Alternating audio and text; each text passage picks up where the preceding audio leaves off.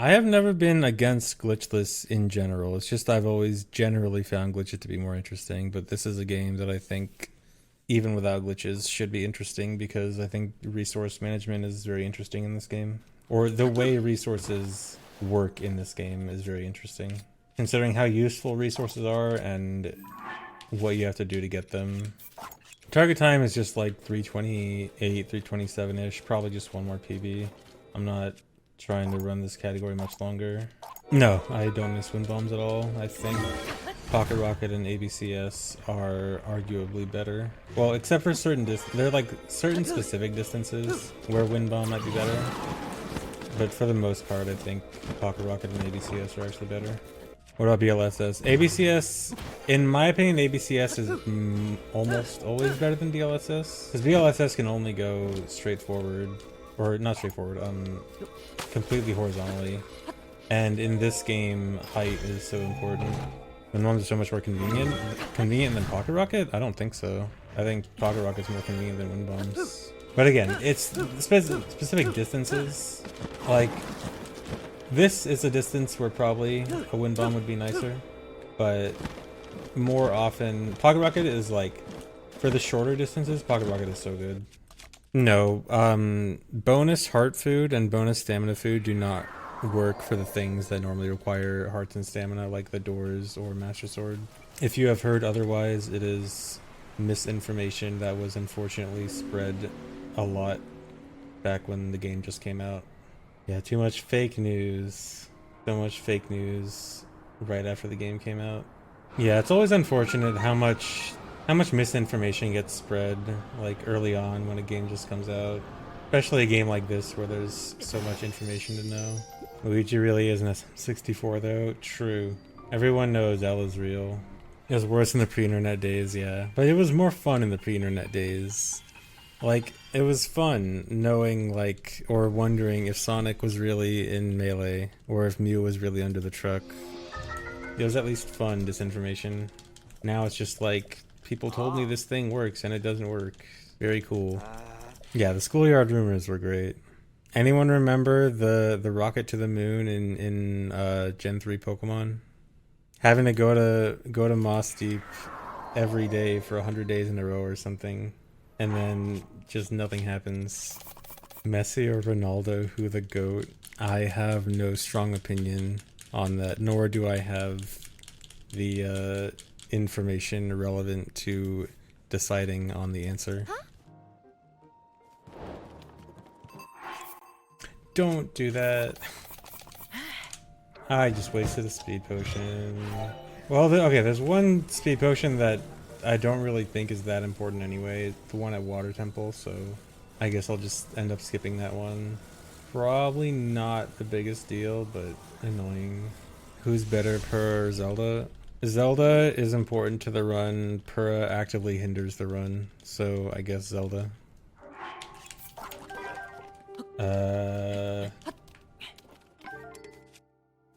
Very cool. Deleted Master Sword.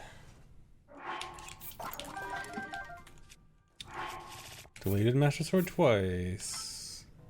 Love when that happens. It's basically a run killer. I can get away with continuing after failing it once, although it's like a 40-second time loss. Twice is probably too bad to continue. I mean, I could realistically continue if all my goal was a PB, then I could continue, but I don't want a PB with deleting Master Sword twice. 3 times. I don't get how this works. So this is a positioning thing. It happens when you're in just the right position so that Master Sword could spawn normally when you're supposed to be in a position where it's not able to spawn. But it's hard to know exactly where that position is. It's probably like some kind of very minor, precise thing that's probably impossible to eyeball. 4 times in a row. Incredible. How many times in a row can I get it to fail? Oh my god. There we go.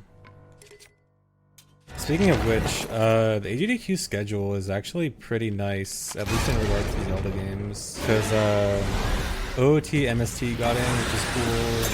MM Hundo got in, which is cool. Tears of the Kingdom, Emmy% got in, surprising absolutely no one, but that'll be cool. So yeah, actually, oh, and also for Metroid games, Metroid Prime 2 Hundo is in, and Metroid Dread Hundo.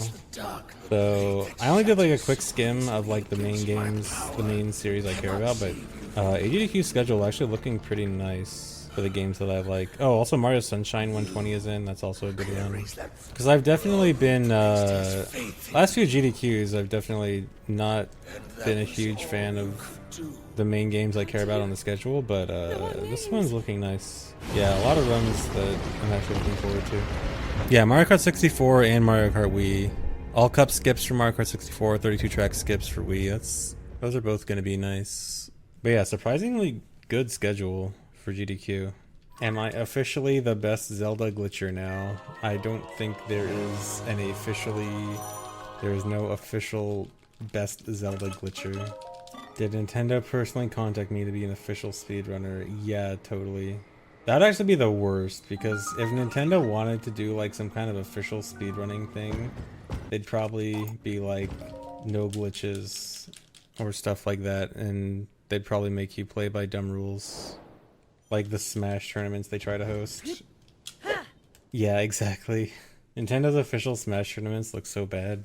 100% map completion and nothing else. That'd be kind of interesting from a routing perspective. I do wonder how you'd route 100% map completion only.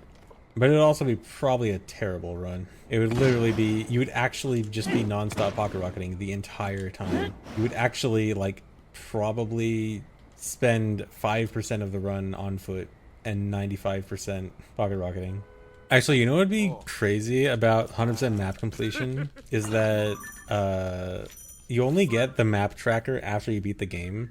So you'd have to get 100% map before you beat the game, hope that you did everything without being able to check, and then after you finish the run, you check your file and hope that you see 100 there. And then you end up seeing 99.93 and you hate the world.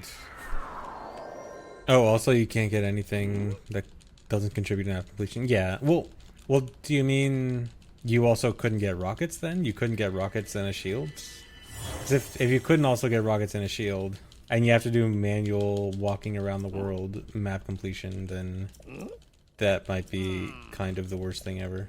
Well, I guess you'd need something for the sky, and for the sky, rockets plus shield is probably like the minimal you can go. Unless you can get, like, I'm sure you'd need at least one item, but two, like rocket and shield would only be 2 items. And I think you could only do better if you could somehow get away with 1, which maybe you can get away with just wing, but I'm not sure. I kind of doubt it. Well, maybe with recall launches, but then you'd need something to do with recall launches with, so that would still be 2. Oh, I need to break this.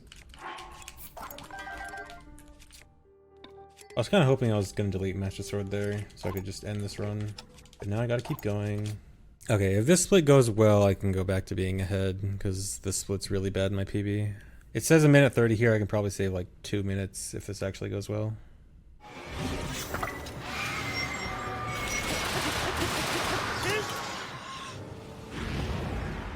Okay, nice. Let's run without fairies be interesting. Yes and no. The thing is, without fairies, the big thing fairies do is let you just ignore armor.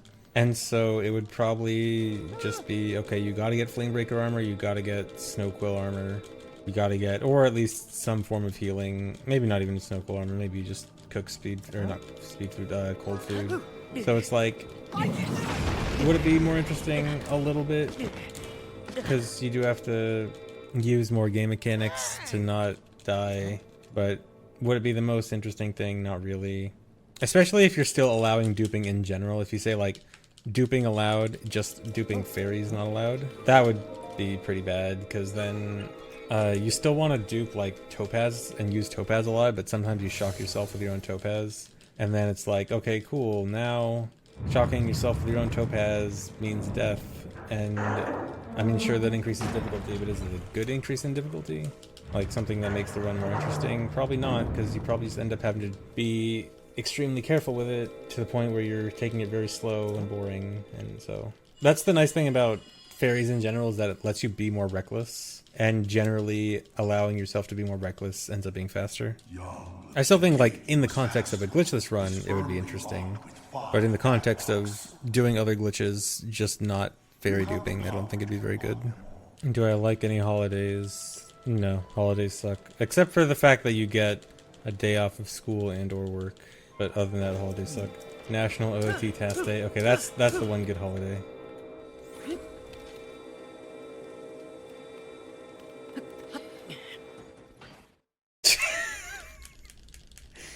Someone clip that.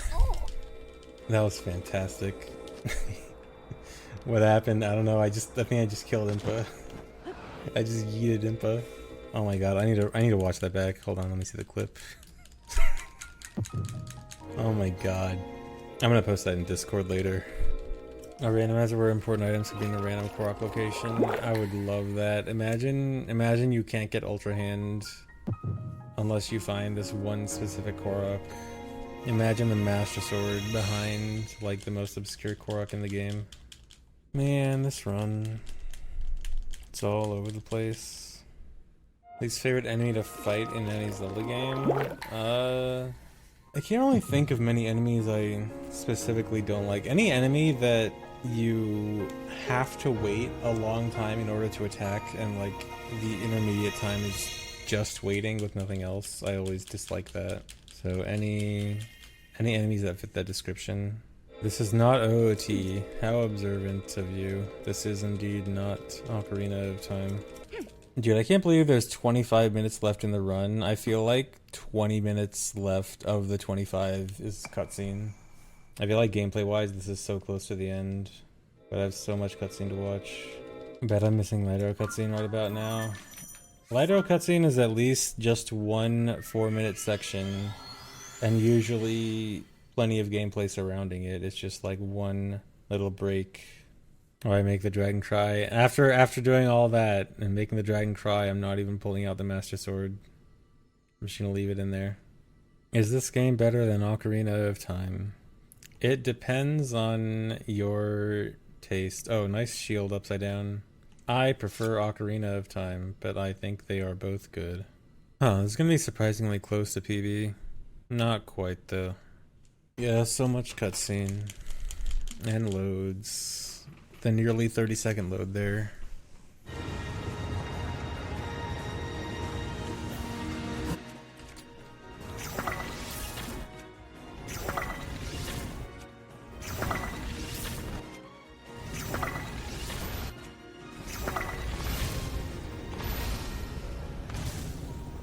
One extra shot than necessary, but it's fine.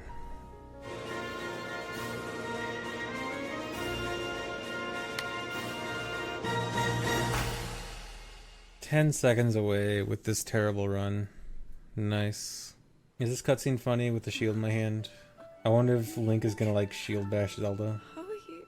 I kinda wanna mess with trying to zuggle the most funny items in the final cutscene. Like, I wanna get whatever swords and shields I can zuggle that just like take up the most amount of space or look funny. Oh, it's insane. Demon King. Oh my god, that would be fantastic. Not in a dream, right? Yeah, the reason I started zuggling shields now is to get into Zuggle Overload, so I can do quick steering stick clips to fall to the ground. Understand.